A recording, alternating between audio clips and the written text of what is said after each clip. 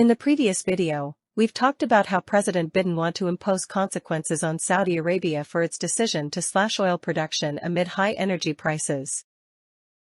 In this video, we will talk about the effect of high oil price by Saudi Arabia as a major oil-producing country in OPEC on the U.S. economy. A decrease in fuel exports from Saudi Arabia can impact inflation in the United States in three ways. 1. Increased fuel prices. Reduced fuel exports by Saudi Arabia can decrease global oil supply, potentially leading to higher fuel prices and contributing to inflation. 2. Weakening of the U.S. dollar. As fuel is typically priced and traded in U.S. dollars, reduced fuel exports from Saudi Arabia can decrease demand for U.S. dollars. This may weaken the value of the U.S. dollar and contribute to inflation by raising import costs.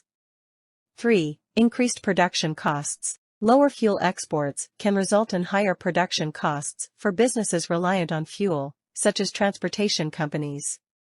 These increased costs can be passed on to consumers through higher prices for goods and services, contributing to inflation. The U.S. government could consider raising interest rates to combat inflation, which can significantly impact government debt. Inflation may raise the cost of servicing government debt by eroding the purchasing power of the currency used for repayment. If inflation increases, the government will need to offer higher interest rates to attract investors, resulting in higher borrowing costs and increased debt levels. Conversely, interest rates can affect the cost of servicing government debt by influencing interest payments on existing debt. A rise in interest rates can lead to higher interest payments, increasing the government's debt burden. Additionally, higher interest rates can make it more expensive for the government to borrow new funds, limiting its ability to finance operations and invest in projects. High interest rates can pose challenges for companies, potentially leading to bankruptcy, in two ways.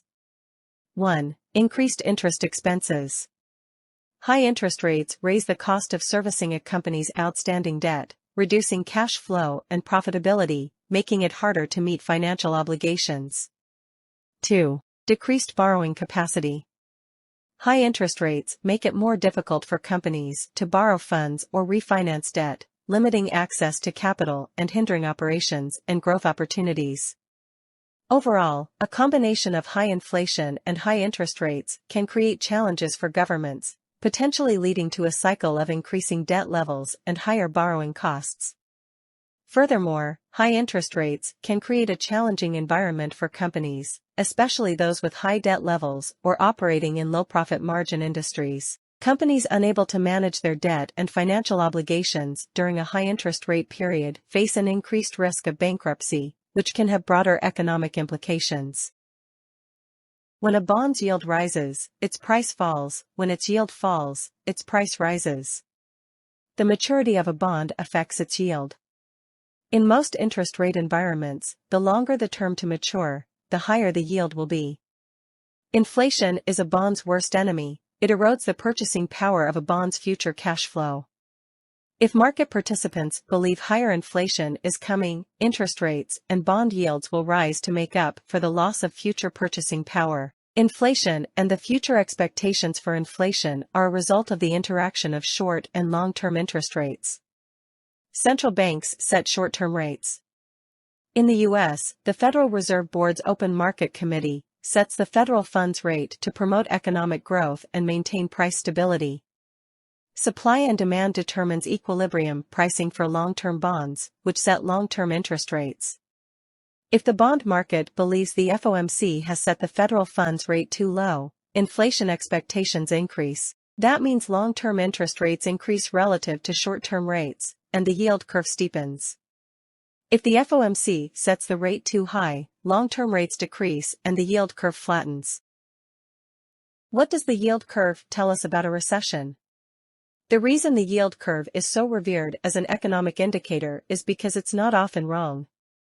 The yield curve has accurately predicted the last 6 recessions. And while there is no way the yield curve could have foreseen the COVID pandemic, it did invert in August 2019. No one knows exactly how long after the yield curve inverts that a recession will occur or even if there will be one at all. Even though the yield curve is an economic indicator with a reliable track record, it's a good rule to never try to predict the market. There are 4 types of yield curves: normal yield curve, flat yield curve, inverted yield curve, and steep yield curve. Inverted yield curves occur when long-term Treasury interest rates fall below those of short-term Treasury interest rates. This is a strong economic indicator that an economic slowdown or recession is on the horizon. According to the graph, we're headed for a recession. That's not good news for Democrats, as recession can create economic challenges and affect people's livelihoods, which may influence voters' perceptions and preferences, so it could be like a bargaining chip for Republicans. What do you think will happen to the U.S. economy in the future? Feel free to share your thoughts by writing them down below this post.